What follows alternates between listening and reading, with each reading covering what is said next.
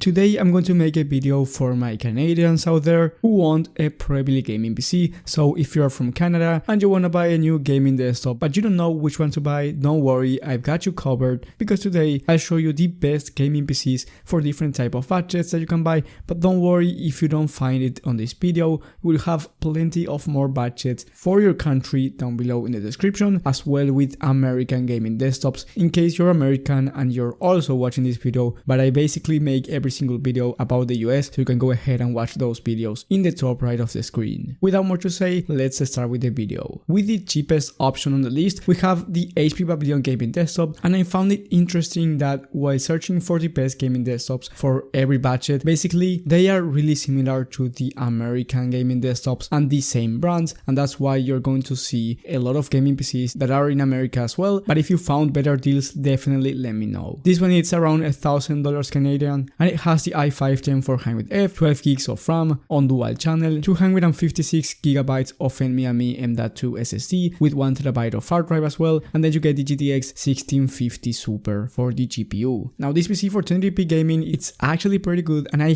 have a really similar HP Pavilion from the US that has a GTX 1650 Super, just a slightly better CPU with the i5-11400F, but the performance overall is going to be really similar. I have a whole review about it with benchmarks as well, so if you want to check that out, go ahead and watch it in the top right of the screen once again, and it's definitely going to be capable of 1080p high settings in most of the games. Now of course there are some games like Flight Simulator 2020 where it's not going to be able to hit those 60 FPS at ultra settings, but for most of the games, even GTA 5, Red Dead Redemption 2 is going to work perfect at 1080p, and for those esports titles such as Valorant and Fortnite, is definitely capable of high refresh rates. So if you want a high refresh rate monitor with this PC at 1080p, is definitely possible. You don't want to go for 1440p or 4K gaming with this PC. If your goal is 1440p or 4K, you definitely want to keep watching this video because this one won't be for you. But if you're looking for a 1080p starting gaming desktop that's not too expensive, then definitely take a look at this one. With the next one, we have the ABS Master gaming desktop from Newegg. This one is 1400 Canadian. It has the i5-11400F, so it's a slightly better CPU than the last one. But the most important part here is that you get the RTX 3060 instead of the 1650 Super, which is a huge improvement. Like, believe me, it's going to be way better for 1080p, and it's going to be capable of some 1440p at 60 FPS. But for 1080p, this one, it's going to run every single game with no exception at 60 FPS at least on the highest settings. And for those same esports titles, it's going to be more consistent, and you're going to be able to buy a 240Hz monitor as well. Then you get 16 gigs of RAM, so you end up getting more RAM than the last one, and 512 gigs of SSD. But here you get three things that makes it worth the buy over the HP Pavilion. The first thing being that it's a system integrator, so it's much more upgradable down the line. Let's say you want to upgrade things like the motherboard and the power supply, you can do this while you can't on the HP Pavilion. The other thing that is better is the airflow overall. You get that from mesh panel, so overall you're getting great airflow out of this PC. And the third thing is that you get the 3060, and this means that you're going to get better technologies like ray tracing, DLSS, and also more VRAM for future and modern games. With the next one, we have another master gaming desktop, but this one has the i7-11700F, so a much better CPU than the i5-11400, especially for multitasking and video editing. So if you're also going to do some heavy video editing or multitasking, consider this one instead of the last one. Then you get the RTX 3060 Ti version, which is going to be much more improved, especially at 1440p. At 1080p, you can of course get away with the 3060. You don't actually need to go with the 3060 Ti, but if you're going to upgrade the resolution of your monitor, definitely go for the 3060 Ti version instead of the 3060, and then you get 1 terabyte of M.2 NVMe SSD, so actually more storage than the last one. Of course, overall this PC is going to be much better for performance right now than the last one, but you have to keep some upgrades in mind that you should make as soon as possible. The first one being the CPU cooler. The i7-11700F actually runs hot, so make sure that you put another cooler. My recommendation, at least, it's a 240mm all-in-one liquid cooler. And the second upgrade that you should definitely make is going to be the case. It definitely doesn't have the best airflow. Overall, this PC is actually pretty good for the price that you're paying, but you have to keep in mind those upgrades and make it as soon as possible.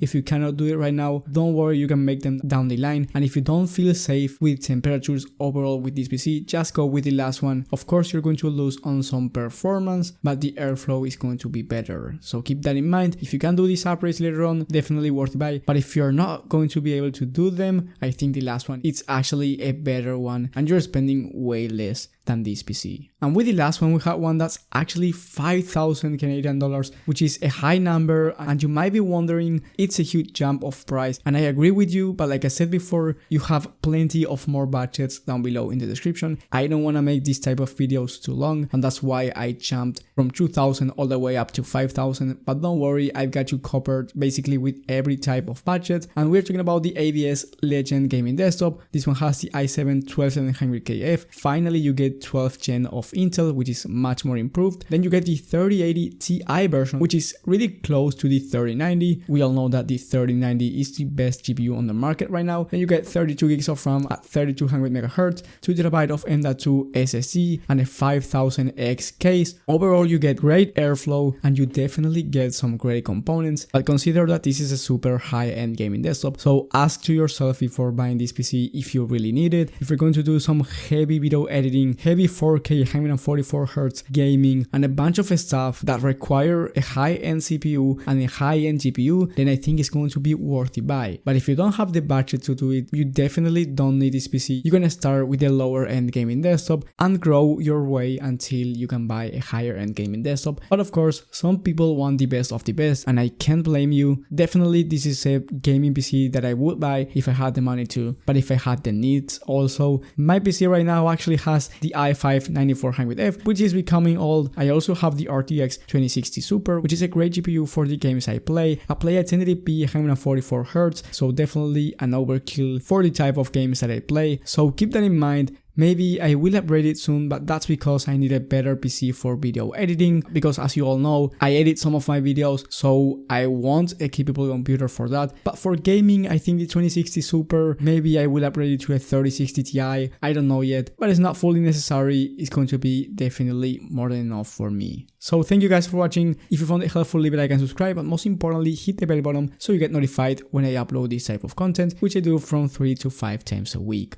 Thank you guys for watching, thank you for the support, and I will see you on the next one.